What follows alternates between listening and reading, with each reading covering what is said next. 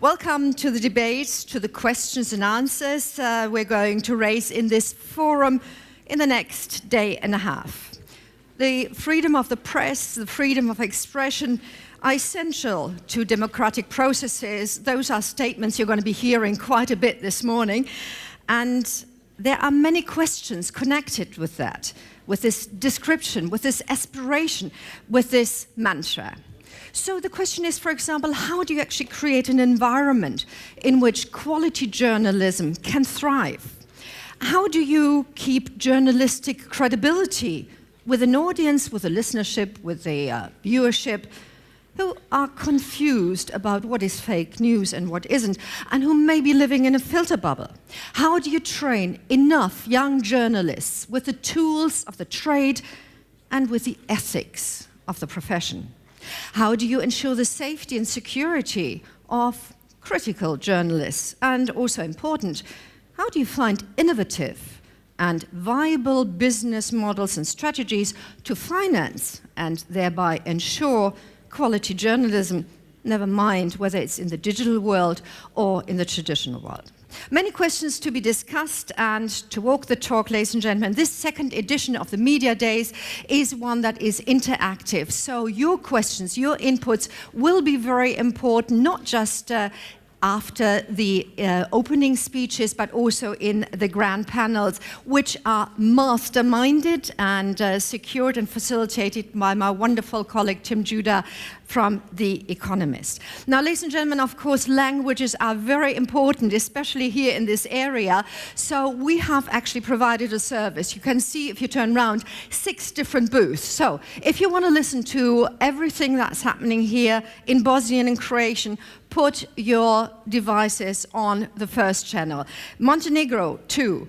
Macedonia, 3. Albania, 4. Serbian, 5. And English, 6. And by that, there is no denomination or any particular order. So, and those of you who've actually prepared for this conference, now I think it's almost everybody, that you have already downloaded the conference app, the Looped.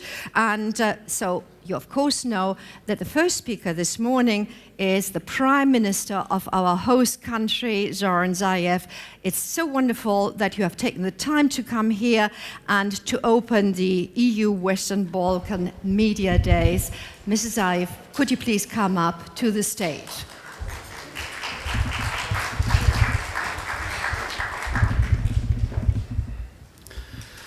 Благодарам многу. Почитуван комесар за соседска политика и проширување на Европската Унија, господине Johannes Hahn, почитувани представници на OSCE за слобода на медиумите, господине Harlem Désir, почитуван амбасадоре на Европската Унија во нашата земја, господине Жбогар, почитувани представници на медиумите од Европа, од регионот и од Република Македонија, почитувани гости, дами и господа. Дозволете прво да ви посакам добре дојде на сите гости овде во Скопје, во Република Македонија. Ви посакувам пријатен престој и секако успешна конференција и успешна дебата. Ако во основата на оваа конференција е темелната цивилизацијска вредност, слободата на медиумите, прво на што треба да се стави акцентот е дека тоа не може да се постигне, ниту да функционира само по себе. Слободата на медиумите е недозволиво да остане само запишена во законите и резолуциите. За да биде жива, автентична и секојдневна пракса, таа мора да произлегува и да биде дел од еден економски одржлив, независен и плуралистички медиумски сектор кој обстојува во функционални држави во кои владее правото како гаранција за автентична медиумска слобода. Уште еден феномен е многу важен и треба да се има предвид кога зборуваме за условите во кои треба да се остварува слободата на медиумите. Тој феномен се однесува на драматичните промени во кои се најдоа традиционалните медиуми наспроти дигиталната еволуција, која ги зафати медиумите и го промени начинот на продукција и дистрибуција на вестите, како и навиките на медиумската публика. Трендот на ширење дезинформации е најголем подкопувач на демократските и реформските процеси, како и на европеизацијата на регионот. Таквите параинформации учествуваат во подкопувањето на владењето на правото и на политичката стабилност, која, меѓу другото, не помалку влијае и на работата на новинарите. Лажните вести најчесто се наменети за да дискредитираат личности, да шират дезинформации, да предизвикуваат конфликт, омраза, параноја, заговор. Во регионален контекст, лажните вести кои се насочени кон етничка, политичка и верска нетрпеливост се заеднички непријател на трендот на помирување на земјите од Западен Балкан и нивната конечна европеизација. Кога зборуваме за состојбите на медиумите во Западен Балкан, неминовно е да се осврнеме и на ситуацијата на големото непознавање на медиумите на состојбите во соседните земји. Соработката на медиумите од регионот со одредени ретки исклучоци скоро и да не постои. Тоа е исклучително плодно тло за регресивните сили и пропагаторите на евроскептицизам, национализам и секакви форми на радикализам, од политички до верски и идеолошки. Како на некој да не му одговара да излеземе од бурето барот. Почитувани представници на медиумите од регионот и од Европа. Објективното и слободно известување е од клучно значење во градењето на демократијата, за воспоставување на добро владење и за соодветна комуникација за реформите што се превземаат. Оттаму доаѓа и одговорноста на политичките лидери, особено во земјите на Западен Балкан, како земји аспиранти за членство во Европската Унија, да ја гарантираат слободата на медиумите, вклучувајќи ја и безбедноста на медиумските работници и обезбедувањето пристојни услови за нивната работа. Суштината на медиумскиот бизнис лежи во информациите, тоест во испорачување на вистина преку објективно и целосно информирање на јавноста и сето тоа сторено со почитување на етичките правила. Тука сакам да нагласам дека лично јас сум застапник на концептот на саморегулација. Медиумските професионалци се тие што треба да ги постават стандардите за самите себе си. Така најдобро и најенергично ќе ги бранат, бидејќи токму тие се најзасегнатите. Одговорите на овие прашања ќе дојдат токму од вас и од вашата креативност и ентузијазам да одговорите на предизвиците како најдобро да се заштитат слободата на изразување и правото на информирање и слободните и професионалните медиуми.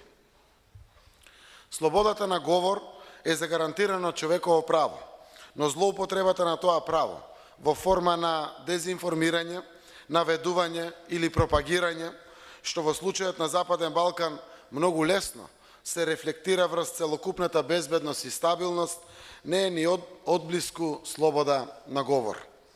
Видовме и тука, во Република Македонија, но и во земјите во регионот, па и во некои земји во Европа, колку штетна може да биде пропагандата, дека тие лажни зборови честопати поттикнуваат вистинско и брутално насилство и агресивно однесување. Затоа, како влада, повеќе пати повикавме на конструктивна атмосфера и отворена дебата со граѓаните, без страв, заплашување и притисоци да градат сопствени ставови за секое отворено прашање. Активната транспарентност е најлош непријател на лажните вести и дезинформациите. Затоа ми е особено драго што нова издание на Деновите на медиумите посебно место има темата медиумска писменост. Идеално би било граѓаните да развијат практика на следење на вести од различни извори и да бидат критични кон информациите кои ги конзумираат. Но не може да очекуваме дека секој граѓанин што се информира од медиумите достапни на својот мобилен уред, да ја проверува информацијата пред да ја прифати како таква. Тоа е работа на регулаторните тела и не помалку на медиумите, чиј простор е директно узурпиран од таквата не само нелојална, туку и неетичка конкуренција. Тоа е работа и одговорност и на јавните радиодифузни компании, кои мора да бидат тврдина на објективно и независно новинарство. Извор на информации на кои граѓаните секогаш ќе се повикуваат како на најрелевантни и од најголема доверба. Сакам да ве уверам дека вашите грижи се и наши грижи. Решенијата што ќе дојдат од вас ќе бидат и наши решенија. Клучот е во новинарската фела не само на национално ниво, туку и на регионално. Да се саморегулира и се држи до етичките и морални стандарди. Владите и сите политички субјекти мора да ги поддржат овие стандарди. Оваа конференција на медиумите во регионот е убава прилика за поголема и поинтензивна соработка. Таа соработка треба да оди во насока пред се на запознавање на состојбите во соседните држави, затоа што обединувањето во борбата против лажните вести е една од најдобрите одбрани токму од нив. Благодарам.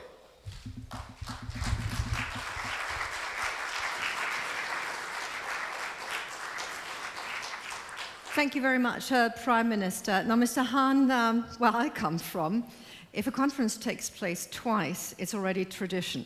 If it takes place for a third time, it's part of the local DNA. Now, I wouldn't go as far as that, as far as the EU Western Balkan Media Days are concerned, but what is clear is that you, Mr. Hahn, and your team at DG NEAR have created an important forum that has attracted so many journalists, media makers, media people, publishers, NGOs, everybody is coming here. 300 people alone will be here today and tomorrow. So I think it's both a compliment to you and a confirmation of the necessity of such a forum here in the area. So I would now love to invite you to come up here and share your views and your thoughts with us. Thank you so much.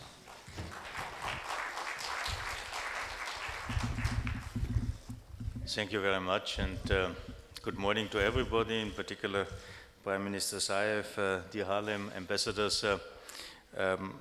Indeed, I am also very much delighted to open, together with the Prime Minister and Harlem Désir, this 2 days conference dedicated to media in the Western Balkans. And I really would like to thank the government for hosting this conference despite challenging political circumstances, and I also would like to use the opportunity really to thank you, Prime Minister, dear Zoran, for this very bold, strong, dedicated speech you just gave, and I think it's something which is inspiring all of us. And I think we had a very good instinct almost a year ago when we decided after Tirana to organize and to hold the second Media Days here in Skopje, which at the time was not clear that it might so coincide with the rally for the referendum.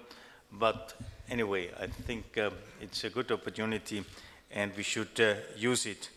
I also warmly welcome and thank all our speakers and workshop chairs. Special thanks to Team Judah, who will take us through these 2 days of discussion, and I'm particularly grateful to you, Harlem, for being available for the keynote address and joining our panel discussions right after, but not only for this, but for our close cooperation on all this stuff, because it's important to have this close cooperation between OSCE and us, the Commission, on this subject, because it's I'm tempted to say it's a never-ending story, but I hope there will be an end of this story. But nevertheless, to deal with the development of medias, the situation of medias, is definitely something which will accompany for all the future, because there are always new challenges. But I hope that at a certain moment we can, so to say, put aside the issue of questioning freedom of speech and things like that, because it becomes hopefully normality, and this is exactly what is our aim, why we are here, why we are doing this. And so I'm very pleased to see such a high level of interest in this conference. We have more than 300 registered participants, and I think it's again important to stress and to highlight that we took almost 2 years ago the decision to organize such an event here in the region and not any longer in Brussels. But this is part of our wider concept to organize almost all the events, meetings whatsoever, dealing with the regional development, with the regions, with the countries of the region, in the region, to have more ownership and not to do it in Brussels or somewhere outside the region. So it's part of a wider concept, but nevertheless, it's something I would like to stress because it's so fundamental for democracies if such events can take place and if such a, so to say, very positive reception is here in the country as we can see it. Since our last meeting in Tirana a year ago, important decisions have been taken about the future of your region, and I think it's quite important to recall the most important events. So it started in February this year when we presented, the European Commission, our Western Balkan strategy, which I believe has really created a new dynamic in the European perspective for the Western Balkans. To start with, for the first time since 15 years, heads and states of EU member states met their counterparts from the Western Balkans at the Sofia summit in May. In June, we witnessed the historic agreement on the name issue in Prespa. I would like to congratulate again the Prime Minister and his team, as well as his Greek counterpart, to this great achievement. I think there have been only a few people, I can say around the globe, which ever believed that, so to say, one of these famous frozen conflicts can be defreezed and defrozen and can really be resolved. So I'm really applauding you, Zoran, for this kind of leadership, and there was an immediate response by the European community because only 2 weeks later the European Council set out the path to opening accession negotiations with Skopje but also with Tirana.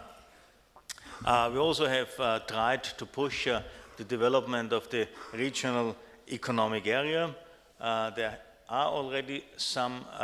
is already some progress, but as almost in all areas and cases dealing with the region, there is still room for improvement, and of course we are all a little bit impatient, but nevertheless something has already happened, but more should be done, and may I say quicker. So the overall picture is one of new and positive momentum in this enlargement process. But unfortunately, this, I have to say, is not the case in the area of media freedom. Most disturbing of all is that violence against journalists has not been eradicated and is even on the increase. According to data from the Regional Platform for Advocating Media Freedom and Safety of Journalists, there were 11 cases of physical attacks on journalists in the Western Balkan countries this year alone, and this is something which is totally unacceptable.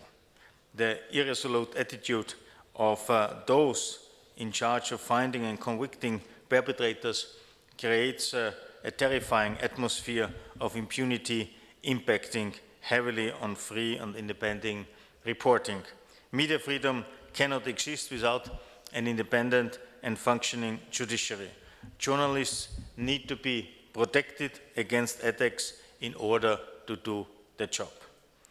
So, ladies and gentlemen, may I say already, dear friends, in our Western Balkan strategy we stressed the importance of safeguarding fundamental rights, which need not only be respected but lived, with media freedom and freedom of expression as one of the main pillars. In all the country reports, we clearly state that there will be no accession without safeguarding media freedom and granting journalists working environments free from intimidation and pressure. And this is also the reason why I always prefer to speak about the process and not simply about negotiations.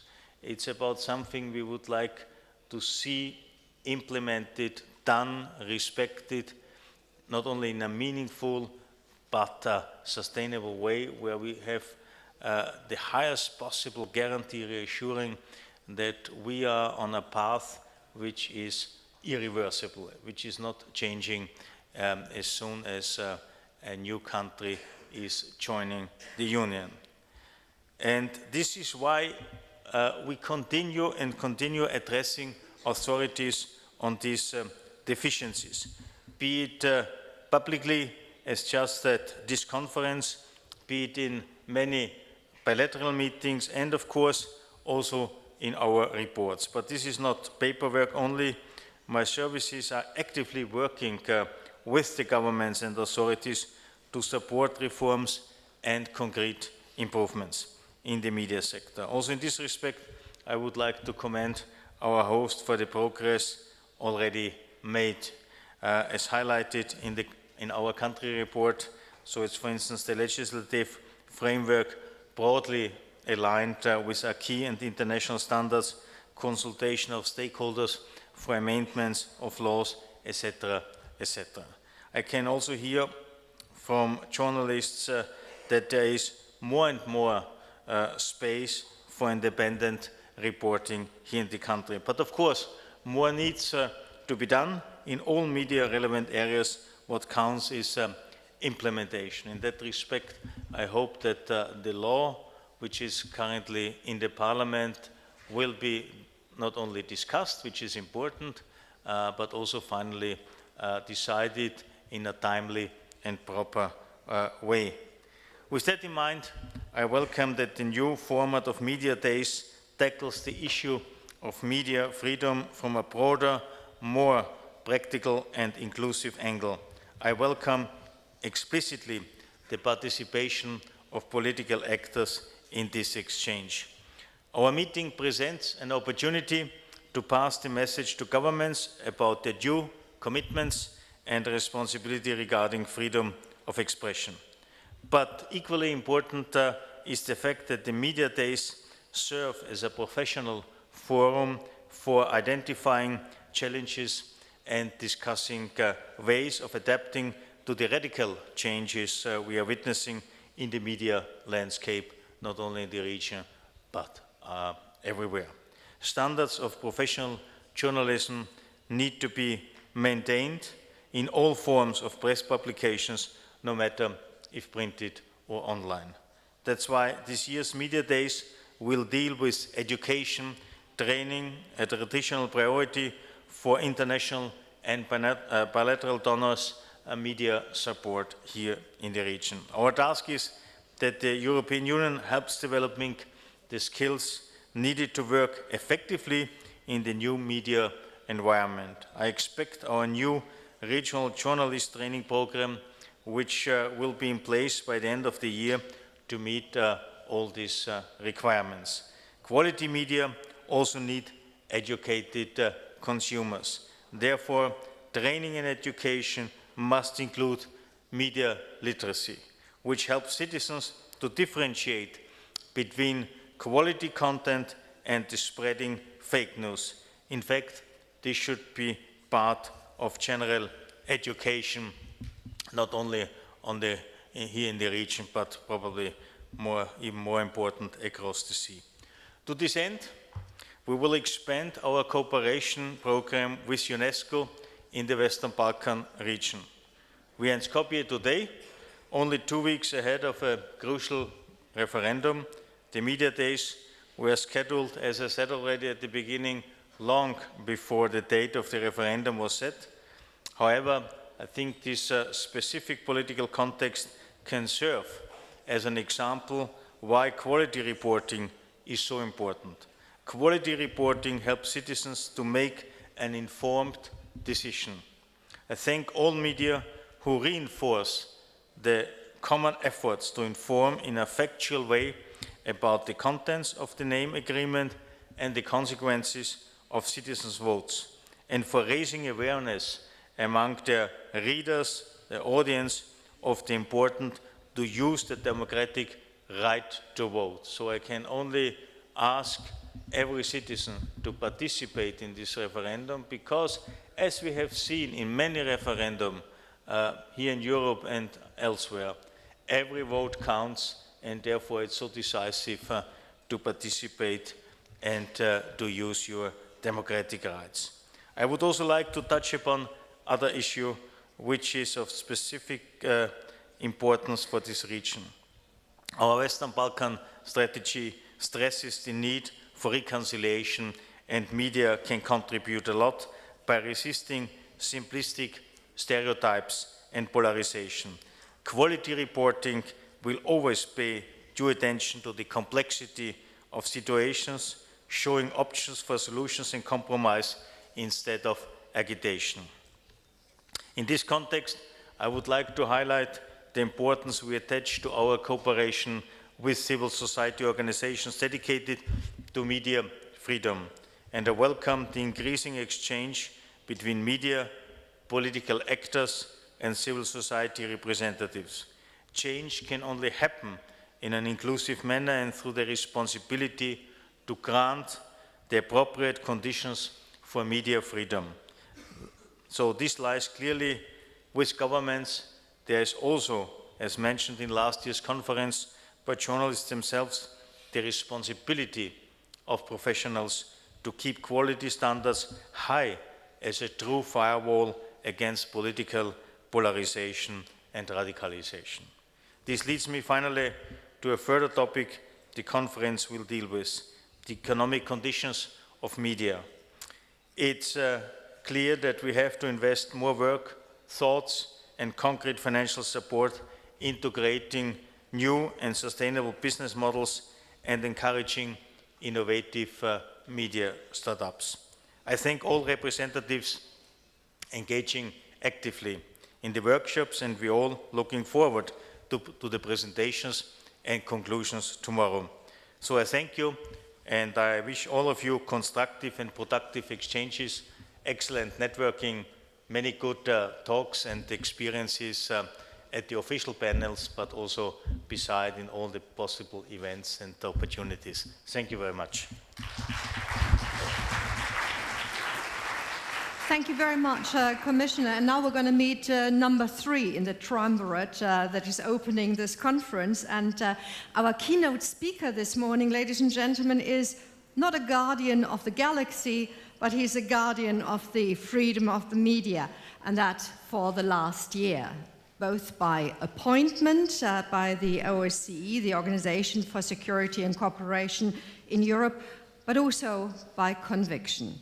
In the description of your duties, and don't worry, I'm not going to sort of read them out to you, but I'm going to share that with everybody else. One of the core issues is observing media developments as parts of an early warning function. And seeing that you've already been doing that for a year, it will be easy for you to share your insights that, of course, are derived together with your team on what has been developing, where there are still things that need to be improved, and maybe just give us a state of the art right at the moment. So, ladies and gentlemen, welcome with me Harlem Désir, the OSCE representative on freedom of the media.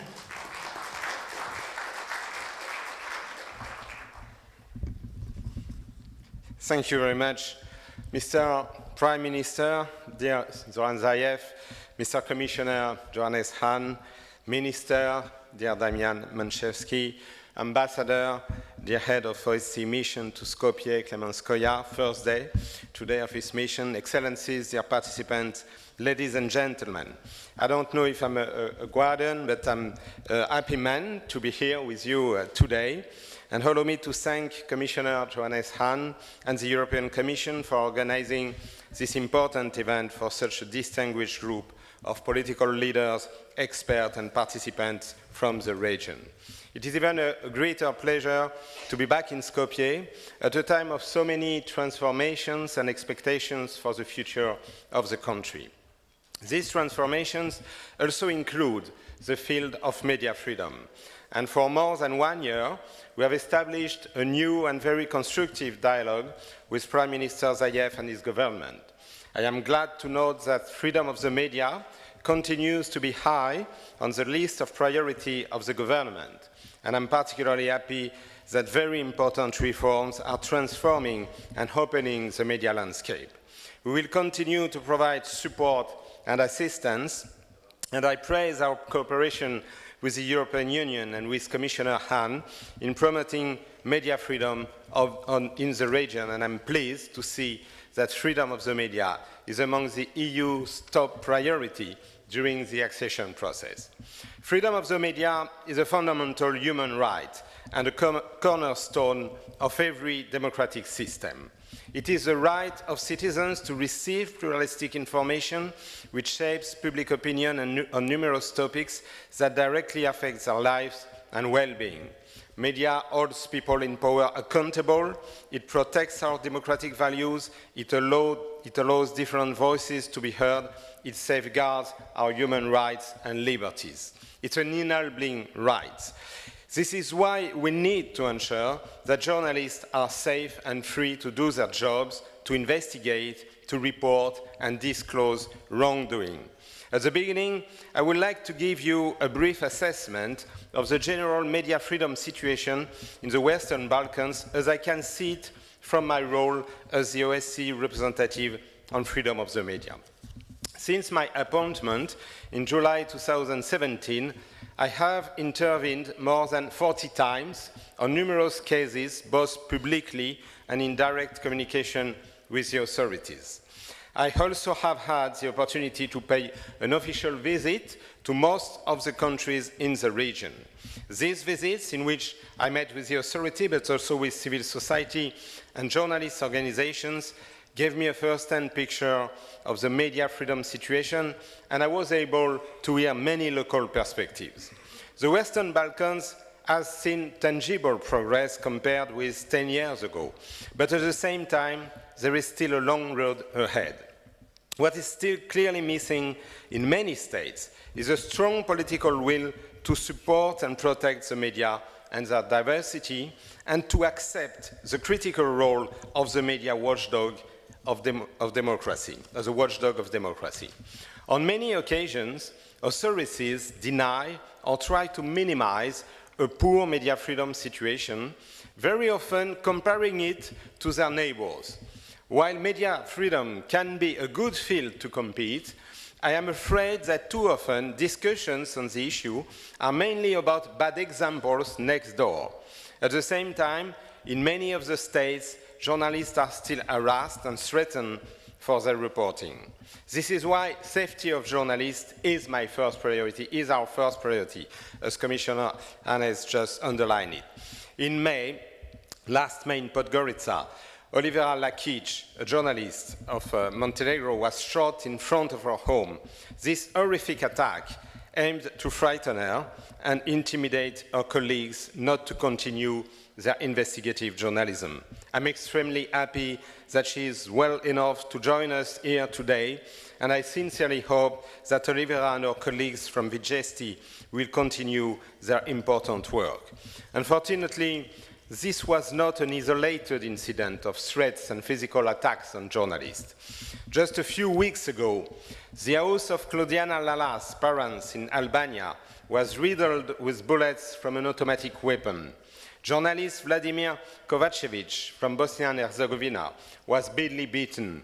We must never forget that there are still several cases of killed journalists in the region which has not been resolved. Impunity is an obstacle to journalist safety and constitutes a second crime against them. During my visits, I heard time and again that the laws and regulations pertaining to the media in Southeast Europe are good.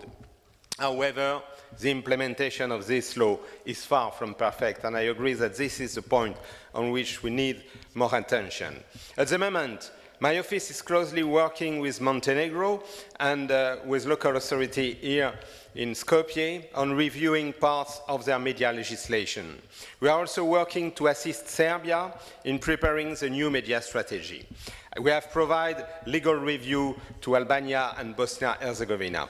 I want to use this opportunity to welcome the engagement of all these states, but we will have, together with them, to pay as much attention to the implementation than to the legislation. Ladies and gentlemen, as part of my office's long-term strategy, in May this year, we organized the 5th annual Southeast Europe Media Conference in Struga. It was a pleasure to be here again. At this conference, we heard of participants' numerous personal and professional experiences, and some of them are also taking part to this conference today. From all these discussions and country visits, we have drawn a series of recommendations, and I would like to highlight a few of them. The first one is, of course, on safety of journalists. Any attacks or threats against investigative journalism or against journalists because of the opinions that they have developed should sound an alarm to the authorities, who must ensure that journalists work in a safe and secure environment. That is why I want to insist on the concrete following recommendation on this issue. First, politicians and public officials in the region, but it's true worldwide actually, must not create an hostile environment for the media through their statements and action. Second, any threat to media or journalists must be taken seriously and investigated. Third, impunity is not an option for democracies. Perpetrators and masterminds of crimes against the media must be brought to justice. Fourth, governments need to allocate adequate human and financial resources to investigation. Law enforcement, prosecutors and judges must be made aware of the necessity to treat attacks against journalists as a high priority and work with journalist organizations. I think there is also a need of more regional judiciary cooperation on this. Special attention must be paid to the issue of safety of female journalists who face additional threats, including online. The second great issue we have touched upon and on which we have published recommendations are the working conditions of journalists and the economic situation of the press. For journalists, safety can also mean employment safety. Journalists in the region face very grave problems when it comes to safeguarding their employment and social rights. It is obvious that journalists who are not secure when it comes to their employment lack independence. There is a need to strengthen the role of the journalists' union in ensuring collective rights. In many cases, media outlets themselves are under economic pressure. They face, of course, the digital transformation, the need for a new business model, but they also face unfair markets, politically controlled advertising, financial and tax inspection. There is a need for more transparency when it comes to media funding, especially when fundings come from the state and public bodies, and a need for real transparency of media ownership. The issue of public media is, of course, very important. It's clear that there is a need both for restructuring and investing in all public media in the region to ensure their political independence, financial sustainability, but also their quality. The governing bodies and staff must be selected on the basis of their professional qualities and not party loyalty. Public service media belong to the whole citizen and to the whole nation, not to the governing party. And they also they are at the forefront of fostering investigative journalism. They should be.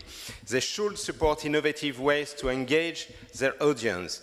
So sustainable financing, modernization through investment and training of personnel, and clear provision in the law to ensure independence are key for the future of public service broadcaster. This should also be applied to the broadcast and media regulatory agencies, which need to be free from political interference and be guaranteed fair conditions for the development of the media landscape. The fourth issue on which we want to promote recommendation are the self-regulation mechanism and the promotion of professional standards. We discussed the challenges of transforming the current self-regulatory models to the online environment. Self-regulation can be an important tool to raise professional and ethical standards. Journalists' code of ethics should reflect the changing media landscape, and every effort should be made to ensure their consistent implementation. The sustainability of press councils should be a priority for the media community, given their essential role in facilitating media self-regulation. And sometimes I'm a little bit worried by the fact that there is several press councils, for example, and that the profession cannot gather even over the divide and division of ideology on one self-regulation body which promotes the same professional standard and same code of ethics. Digital literacy strategies are important to ensure that journalists and media actors, as well as the public, are able to effectively engage in media self-regulation. Technological advances can foster the democratization of the media, expanding the possibilities for self-expression and delivering news faster to broader audiences. However, technology has also brought about challenges when it comes to assessing credibility and accuracy of information. This means that journalists and the media need to continue focusing on quality rather than fast delivery. Credible research and fact should be the basis of all journalism, and media should continue to strengthen their credibility through fact-checking, particularly online. And I think that at the age of fake news, it's even more necessary that journalists by profession show that they stick to this professional exigence of fact-checking rather than to compete just on the speed of delivering the information. The best way to counter this information, I want also to underline it, is by creating a free, independent and diverse communication environment and media literate society, not through censorship. This is also the best way to strengthen our societies and democracies, especially at a time when our human rights and fundamental freedoms are under attacks. Ladies and gentlemen, we need to protect and support journalists, bloggers, and other media professionals who are literally risking their life and livelihood to bring us story, challenge prejudice, break down walls and barriers. For all these reasons, journalists and media workers deserve our strongest and continuous respect and support, and I'm looking forward for our very interesting and important discussion today and tomorrow in this conference. Thank you very much. Alan? Mr. Désir, may I ask you not to sit down, but to come back up on stage, and also Mr. Zaev and Mr. Hahn, because we would like to walk the talk and do a bit of a Q&A. So, gentlemen, maybe you take the sofa. This is not to sort of relax, but to have a nice environment. Mr. Désir over there, and this is the point at which I have the great pleasure of introducing very briefly to you a great journalist colleague, Tim Judah, who is a household name. He actually sort of stands for a lot of what we've been talking about, real serious, real good journalism. He knows this area like his back pocket. He's been living in 2 of the major capitals. He's been writing for The Economist for the last century, and I think, Tim, I can continue with that, but if you don't come up on stage, I will. So he's actually returned now to the area, living in Vienna, but has hardly seen his home there because he's been around in the region, and that gives me the chance to disappear. Thank you very much indeed. I mean, I do still continue to cover thank you very much. Of course, I do still continue to cover this region, but I'm spending this month in Vienna at the Institute for Human Sciences, where I'm a fellow, but also working on this region. Well, we've had a great start, and there's going to be no intervention from me here because I'm going to be taking the questions. I just wanted to say, just a sort of practical point, that Mr. Désir is going to be in the next section. So there's also time to speak to him, and if there's anything particular to ask Mr. Désir later. But Mr. Hahn is here now, and Mr. Zaev has to leave actually in about 15-20 minutes. So specifically, if there are questions for Mr. Zaev, this is the time to do it. Okay, so like who would like to kick off? Find a lady over there, and please remember to tell us who you are. We're not making long statements, a question, a quick point, and over to you. Hang on, I think we need a microphone. There's a microphone just coming for you, just behind. Okay. Microphone number one. No, she's got it, right. Okay, go ahead. I'm a representative of Reporters Without Borders in Paris. My name is Paulina Desmivel. I welcome what has been said this morning regarding the accession process and the importance of media freedom.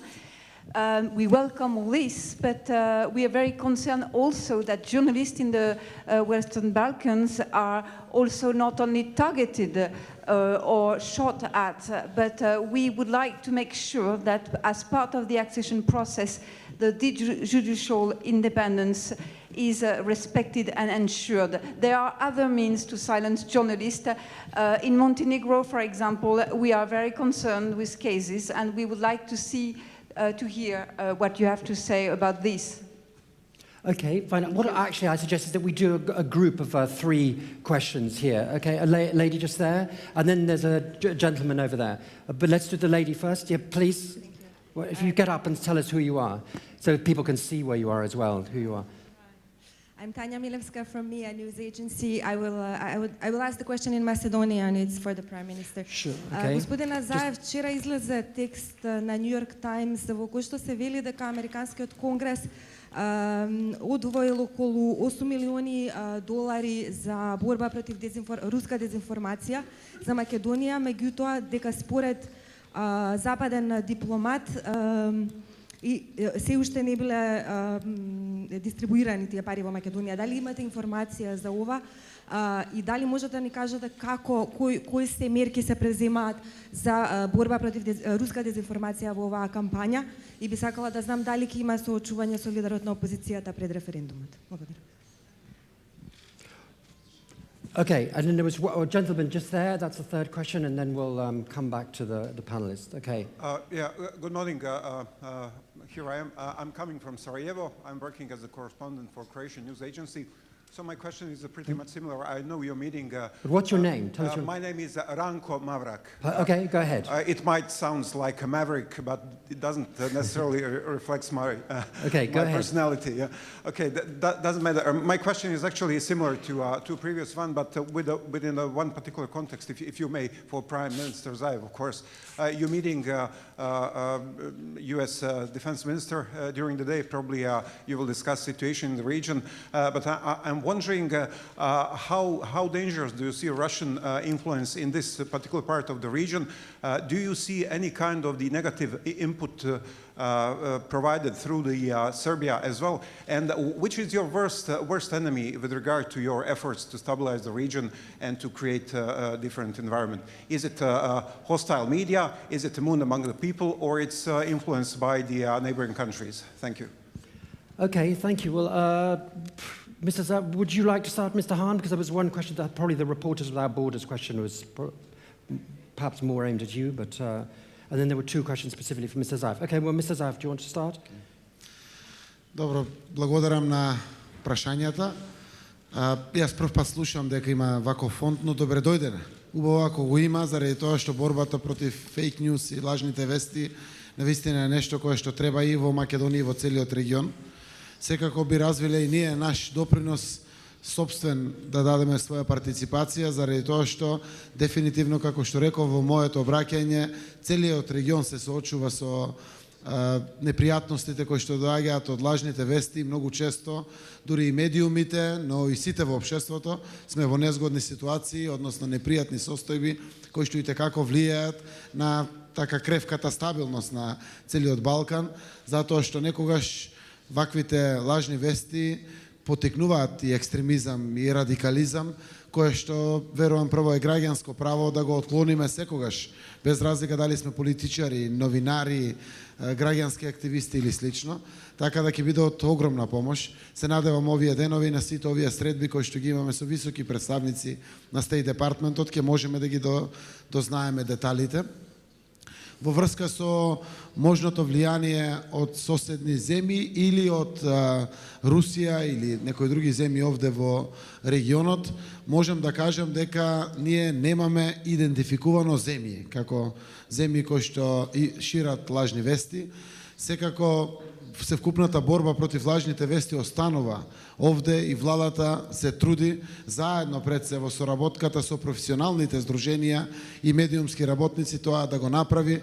Реков дека сум приврзаник на саморегулацијата, заради тоа што навистина новинарите и медиумските работници знаат најдобро како тоа да го направат, а ние како политичари и влади сме овде само тоа да го поддржиме на начинот и на избор на кој што тие мислат дека тоа е добро. И во тој аспект уште еднаш афирмирам наша поддршка кон Сдруженијето на новинарите на Македонија, Советот за етика и сето она кои што го развиваат како нивни политики овде во Македонија, за да се спротивстават навистина и на лажните вести, но и да се спротивстават на сите овие девијантни појави кои што знаат да се случуваат во медиумската сфера. Немам јас докази за некое руско влијание овде. Руската федерација е пријател на Македонија и таа нема ништо против интеграцијата на Македонија во Европската унија, но многу отворено е против нашата интеграција во НАТО. И тоа го кажуваат многу јасно.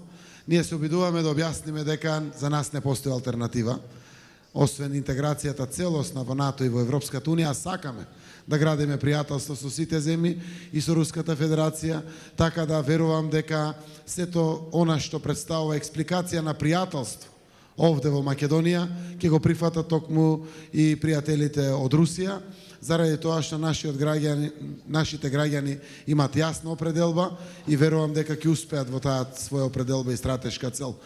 Јавно зборував и порано и пак ќе кажам, ако има било какви докази за ваква работа, јас јавно ќе ги споделам. Заради тоа што мислам дека на тој начин можеме да се справиме со било какви лажни вести од каде и да доаѓаат. Ги гледам сите оние анализи кои што стигат до мене, како тоа низ мрежи се мултиплицира и како тоа допира до секаде, од ретвитовите до сето она што значи максимализација во ширењето на лажните вести. Кај мене го крева алармот дека мора да се презема нешто околу тоа за да се спречи, заради тоа што дефинитивно не е од полза за европеизацијата и за севкупниот развој на Западен Балкан, но верувам во цела Југоисточна Европа. And have you seen interference from abroad, especially now with the referendum campaign coming up, with the aim of influencing the media, either from Russia or from anywhere else?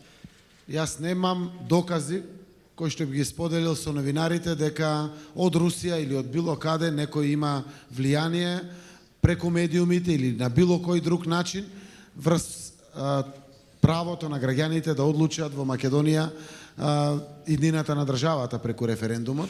Референдумот е едно од најврвните демократски права за сите демократски земји и граѓаните ќе го искористат максимално тоа свое право, но до ден денеска немам докази да кажам дека еве некоја страна од надвор прави напори преку лажни вести или на било кој друг начин да влијае врз демократската определба на граѓаните.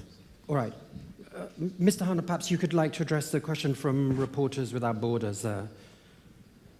Yeah, more in general, the whole stuff of freedom of media, freedom of expression is covered by these famous chapters 23, 24, dealing with the so-called fundamentals. We have decided and started with the accession talks with Serbia to apply a new methodology, meaning that we start with these chapters and we conclude negotiations or the process with closing these chapters. And there's also a provision that in particular if there is a backsliding on these issues, negotiations can be interrupted, can be stopped, and so on. And so this on a more general note. Second, this is exactly the reason why I prefer to speak about a process and not simply about negotiations, because if it's only about negotiations, it's like ticking the boxes and we could say there is quasi-proper legislation in place, but it's always about how it is applied, how it is implemented, how sustainable this is. And here we definitely need to see much more progress. And this leads me to your concrete question concerning the attack against Olivera Luksic in Montenegro. It's an issue which we raise in all our contacts. We probably will also raise in our country reports and everything else. I mean, Montenegro is, may I say, still considered to be one of the front runners in this process in the region, but there is a huge risk that this might get lost if, for instance, here we don't see progress, meaning that there is a proper, so to say, investigation with clear results and findings and consequences, etc. So all this fits in the overall picture of a country, how it is perceived by the European community. Right. Let me make a suggestion. Mr. Hahn's not going away, you're not going away, but Mr. Zaev is going away in 5 minutes. So let's take 3 questions for Mr. Zaev. Who'd like to start? Okay, there's a lady over there. Hello, good morning. My name is Leila Turčila. I come from the University of Sarajevo, Bosnia and Herzegovina. I have a comment and a question as well about the fake news phenomena. I have a feeling that very often we use it as some kind of a polite way to say to governments that they do what they do for centuries, and that's propaganda.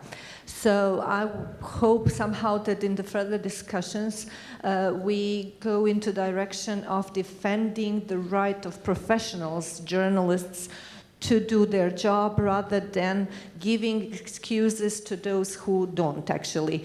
Very often we discuss the issue of the fake news as a term, or the governments use the fake news as a term for defamation of journalists who criticize the authorities and governments. So as journalists, what we need is actually, in terms of ethic, of course, consensus that our professional standards are something that we need to respect undoubtedly, and on the other hand, what we need from governments is actually bigger transparency in spreading and providing information for the professional work of journalists, and also a strong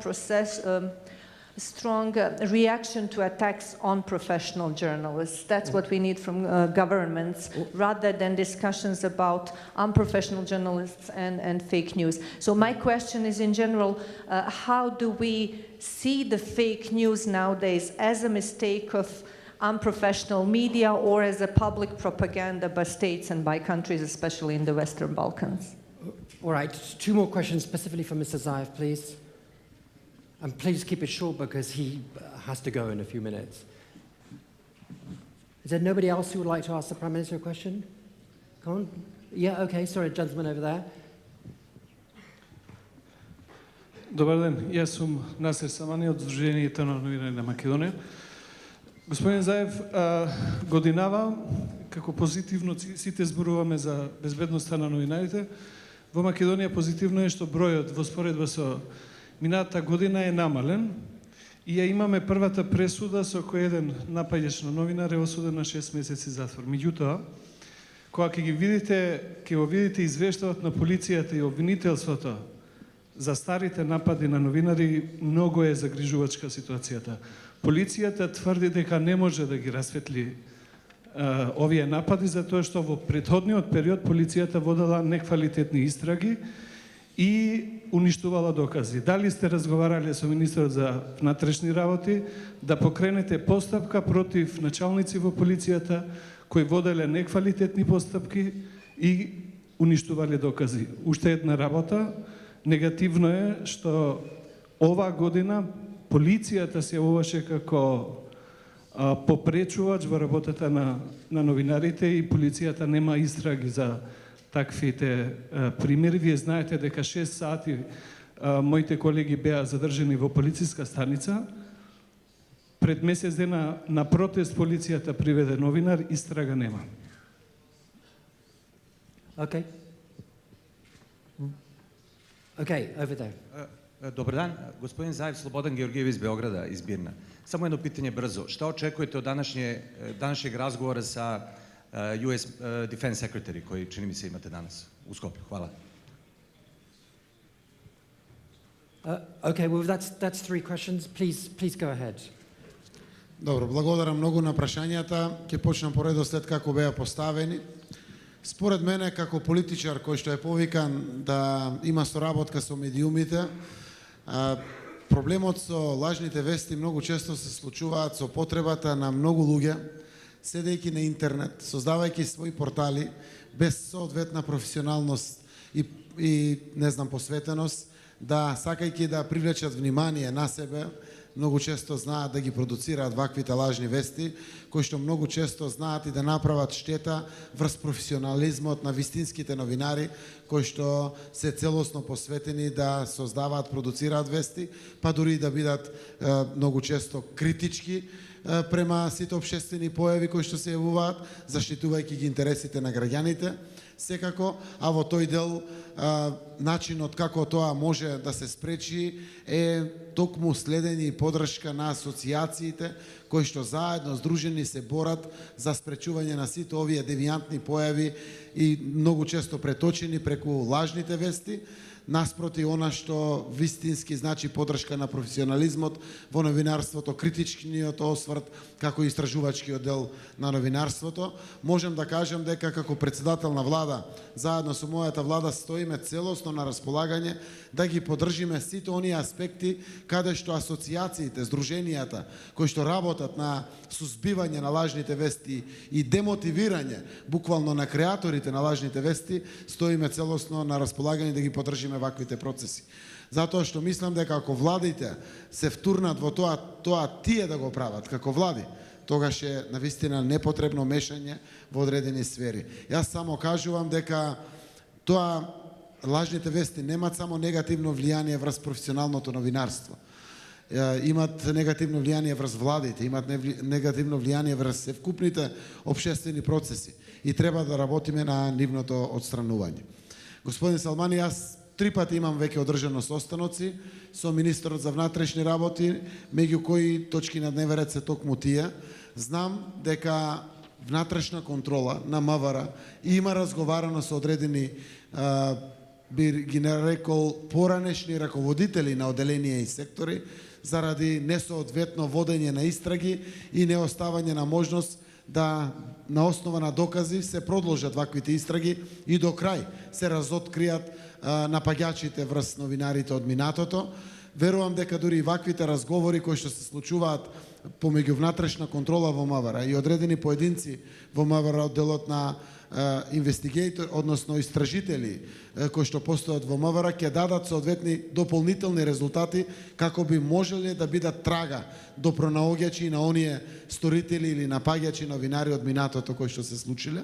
Секако со министерот за внатрешни работи секогаш од владата и од мене имал охрабрување да има санкционирање према секој оној полицаец или службено лице кој што на некој начин дури создал непријатности према новинарите. Од нашето однесување како влада ние не само дали ќе поддржиме одредени законски решенија кои што ја јакнат независноста на новинарите и медиумите или ја јакнат нивната слобода на изразување.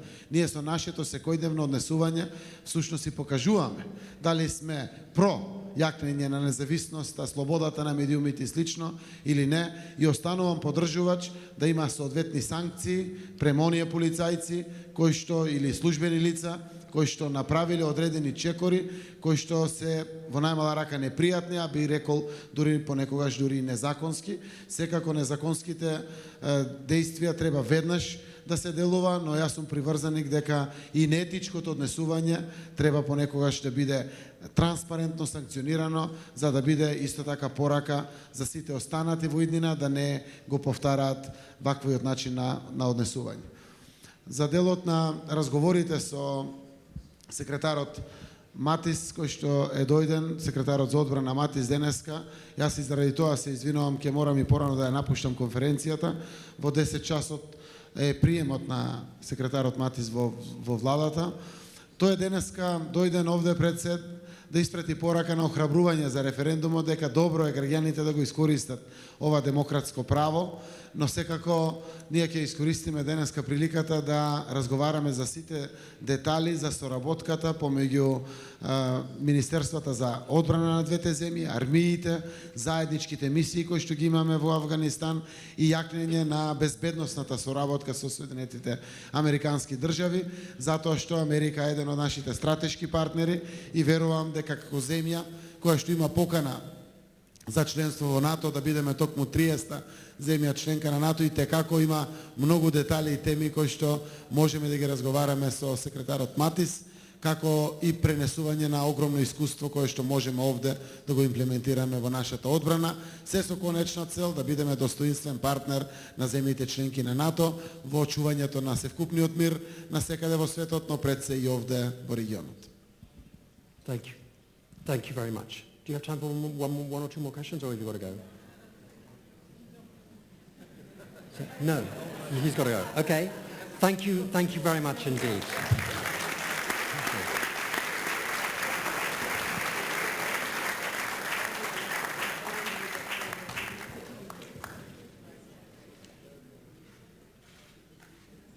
Okay, well, we've got another 10 minutes. We've got questions for Mr. Hahn and Mr. Désir, but don't forget that Mr. Désir will be in the next panel as well. And I think Mr. Hahn is also not leaving, so please. So who would like to be next? The lady over there.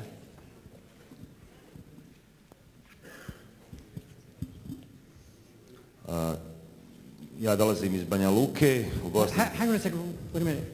Sorry, was the lady over there was going to... Sorry, I didn't see you. Well, you can be next, but let's let the lady here. Go ahead, please. Dobar dan svima. Ja sam Amina Čorvo-Zećo, dolazim iz Sarajeva, novinska agencija Patrija. Pitanje za gospodina Hana.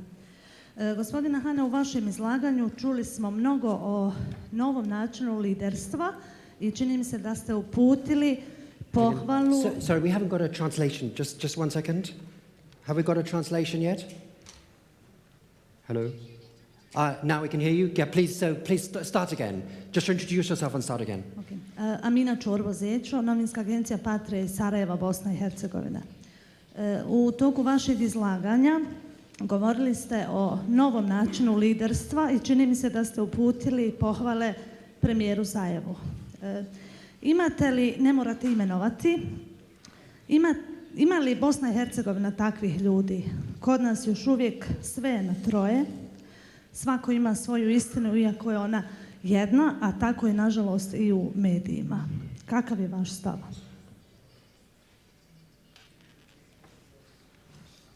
Fine. The gentleman over the back, yeah, there.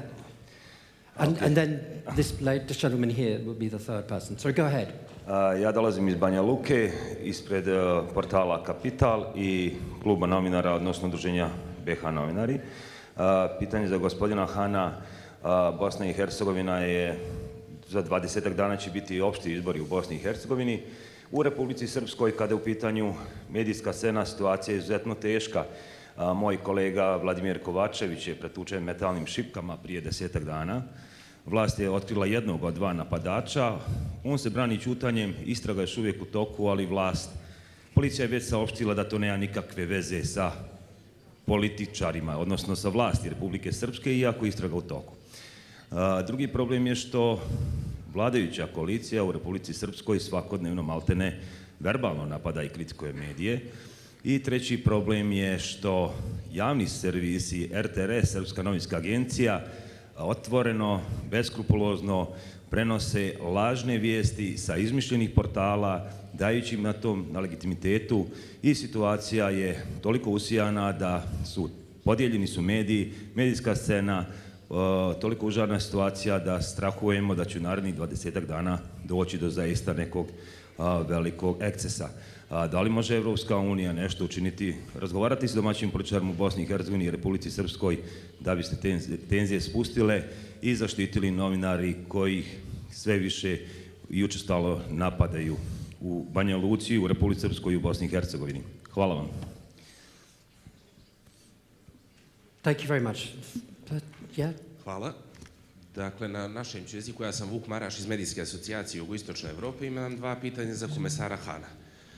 Prvo jeste kada će Evropska unija sa razgovora preći na konkretne rezultate onoga što ste nam ispostavili prije nekoliko mjeseci u Crnoj Gori, kada ste rekli da ukoliko se ne otkriju napadači na koleginicu izvijesti Oliveru Lakić, da se možda čak i dođe do aktivacije klauzule balansa. Dakle, kada će naši zvaničnici shvatiti da Evropska unija ima konsekvence za nečinjenje u slučajevima napada na medije koji nisu otkriveni i kod kojih se mjesecima unazad nije mrdnulo sa mrtve tačke.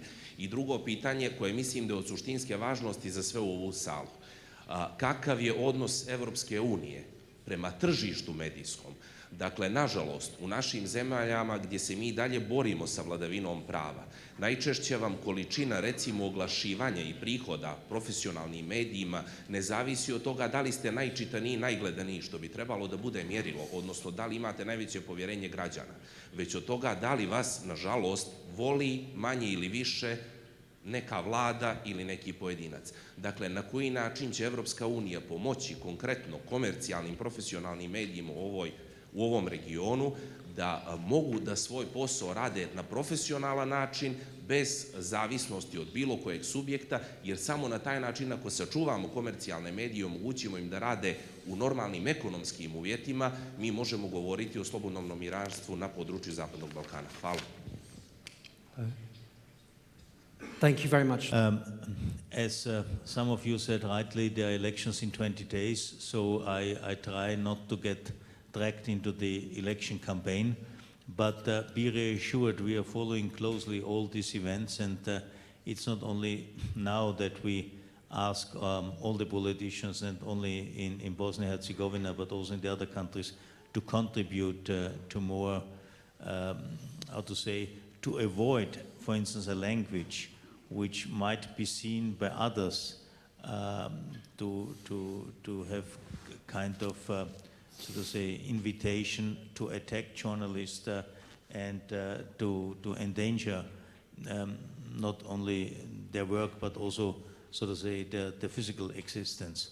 So this is something we have to constantly address, and there is one issue I wanted to share with you, and this is not only Bosnia-Herzegovina, but there in particular. I think one of the necessary developments in the region is to depart from these ethnic belongings via political parties to a more, so to say, ideological attitude when it comes to political parties.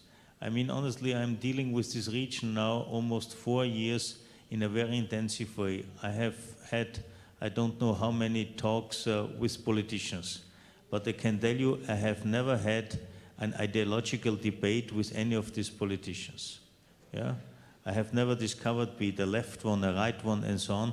It was mostly about ethnic issues which have been addressed. And as long as we are not able to overcome this division, I don't believe that the region as a whole will make a significant progress. So this is also something I count on you as media representatives to work on this issue, to overcome this ethnic division in the region, but in particular in some of the countries. On Montenegro, again, I mean, there is no, how to say, clear deadline when we will activate the suspension clause. But of course, as I said already in my previous response, it is something which really harms seriously the reputation of the country if they're not able to properly investigate and to prosecute the perpetrators. This is something which has an impact on the standing and the reputation of the country and all the efforts to move further on in its way to the European Union. On the issue of the media sector in general, I think it's also part of the conference today and tomorrow to address the issue of public broadcasters, because I believe public broadcasters can play and have to play an important role. There are, I can confirm and admit, discussions about the role, the standing, the independence of public broadcasters, not only in the region, but in other parts of the European Union. This is not, so to say, an issue and a phenomenon only of this region. But there are a lot of positive developments, there are a lot of ideas how one can guarantee the independence financially and in terms of the, so to say, the core business, the journalistic work, how this can be guaranteed. And this is also something we have to deal with, we have to look into it, and ideally we should implement. In parallel, of course, we have to support and help also, so to say, public-owned medias. But here again is an issue which I have seen and I see in the region still. It's about to overcome this attitude which is, so to say, entrenched in the whole society, to look at every issue in a black-white dimension. Either you are in favor or you are against. So to say, the compromise, which is, so to say, the core substance of democracy, is not something which is already, I would say, well developed. Which means a compromise is always seen as a kind of weakness of those who have struck the compromise. But a compromise, a good compromise, is something where both sides give in order to get something more for all parties. And this is something which is still a phenomenon inside the society. You can see also in media, politicians, etc. So I think it's more to look at societal events, political events, in a more nuanced way than this is currently the place. And finally, we should not forget the relevance of social media, in particular for a younger audience. This is why we are cooperating, for instance, with the Endowment for Democracy, so that in particular this sector is strengthened, is more supported, in order also to contribute to more professionalism and independence. Thank you. Would you like to pick up on those two questions, especially the Bosnian and Montenegrin questions, Mr. Désir?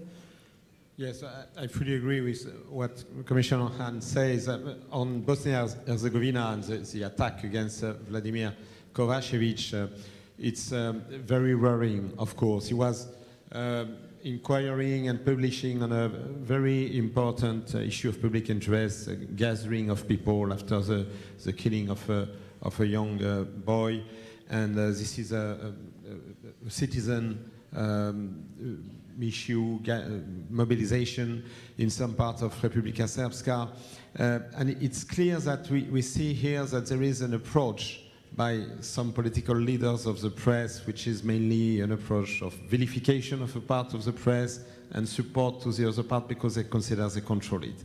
And that's the issue that we are facing in a lot of the countries of the region, I think, is to make it understood that the press is not supporting or opposing to a government. The press is here to allow access to information and to allow a proper discussion in the society on the basis of diversity of opinion and reporting on events and presenting different views even on the events. And it's clear that there is a need to promote this idea that any attacks against any journalist from any media is an attack against the principle of the role of the press in democracy. And this has to be defended also by all journalists, whatever is their own opinion and the trends of their own newspaper. And that's why I insisted on solidarity among journalists, having press councils, perhaps having system of self-regulation in which all the press, whatever are the differences, will defend the fact that all journalists have to be respected. They all must have the same access, for example, to press conference of the leaders. They should all have the same right to ask questions, and they should all be treated with the same respect. And I would also encourage politicians to understand that they must accept with a certain resilience the fact that the press is there to bring to the discussion difficult and sensitive issues, not to underestimate it because of a sympathy. and that they have to accept it, not to go immediately on a kind of attacks against the press, or threatening to go on defamation suit, or threatening to counterattack with other newspapers which are more supportive by disseminating bad stories about the concerned journalists who have criticized them. This is something very important, I think, for the next stage in the region. About Oliver Lakic attacks, it's not possible to accept the idea that there will not be a real investigation to find the perpetrators and mastermind. I spoke with the authority many times. Of course, it could be very difficult because it could also be people perhaps coming from another country of the region. That's sometimes an idea that they have brought in the meetings. But I think it just shows that there is a need of a stronger international cooperation for this. It's like in the fight against terrorism. You cannot just say, we can't do anything, we don't know where it comes from, and that's it. I mean, there was people who decided against her, like against other journalists, to intimidate, to threaten, to attack, to shoot at her. These people are still just there without being investigated. That's not something we can accept. Okay, thank you. We're running a little bit late, but I'm just going to take advantage to ask you both, but especially Mr. Hahn, one quick question before we break for the film, which is, in the last year, I imagine your job has become a lot harder, not because of problems so much here, which are difficult enough in this region, but perhaps instead of talking about Europeanization of the media situation in the Western Balkans, but perhaps we could talk about the Balkanization of the media in other parts of Europe. I'm thinking Slovakia, Malta, Hungary, Poland. How much of a problem is it for you to come here to fight for freedom of the media when you have this behind your back? Well, there are phenomena on this, as you rightly said, in some of our member states, and unfortunately not only in the European Union, but it seems to be a more global trend, and we have to fight against as strong as we can, and we have to stay united on this. But well, I think your question is so to say directed to the question: do we have so to say a kind of standing as European Union here in the region if back home we have so to say the same problems? Of course, this is one of the regions, but to turn it in a more positive way, this is why I tend to speak and to act the whole negotiations as a process, because we try not to repeat the mistakes of the past when maybe one or the other accession was probably too fast, but on the other hand there were good reasons why we did it. So anyway, we have learned our lessons from the past, and one of these lessons is to be more cautious, to be more dedicated, to be more vigilant, that we develop a culture, a posture in these regions which gives us, and this is our aim, more guarantees, more reassurance that at the end of the day we can develop a situation for medias which is in a positive way irreversible and leading to freedom of media, freedom of expression. Okay, I don't know if you want to pick up on that.